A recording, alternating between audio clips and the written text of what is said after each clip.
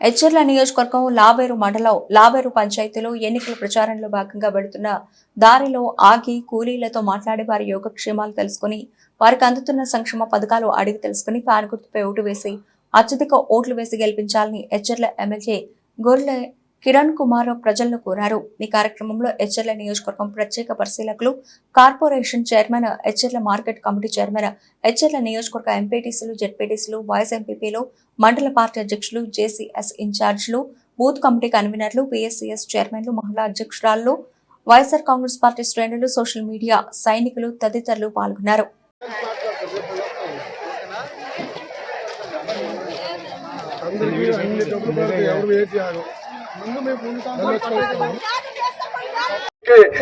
మీరు సిద్ధమా? జగన్మోహన్ రెడ్డి గారిని ముఖ్యమంత్రి చేసుకోవడానికి మీరు సిద్ధమా?